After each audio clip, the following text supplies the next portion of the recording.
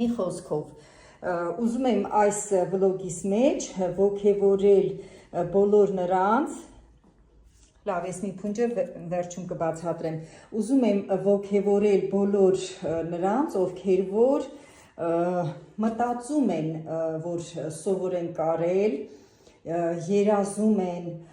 կամ արդեն ինչ-որ քայլեր են արել ու հասկացել են, որ դժվար է,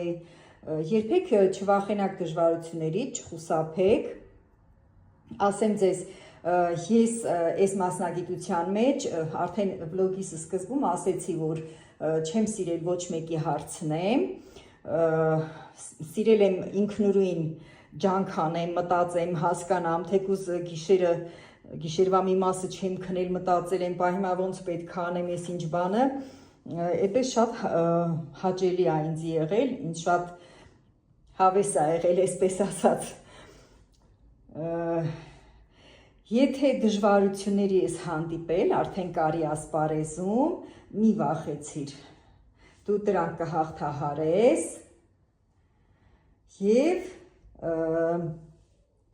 հիմա լիքը այսպիսի վլոգներ կան, թեկուզ մեր օգնությամբ, իմ օգնությամբ և մյուս մասնագետների օգնությամբ կարող ես դու քո հարցերի պատասխանները ստանալ։ Կոնկրետ իմ մասին կարող եմ ասել, որ հանգիստ կարող եք մեկնաբանություններում ձեր բոլոր հետաքրքրող հարցերը գրել, ես ձեզ կպատասխանեմ։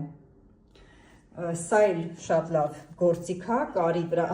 չզարմանաք։ Ավելորդ այդպես թելեր կան, որը որ հարմար չի, ուզում ես աշխատանքը մաքուր լինի և կտրող սարքերով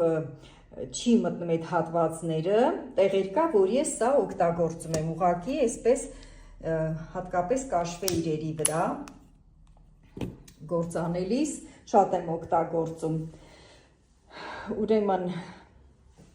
ես մոռացա, որ ասեմ, այս մատնոցը, ուրեմն մամայիցս է ինձ անցել,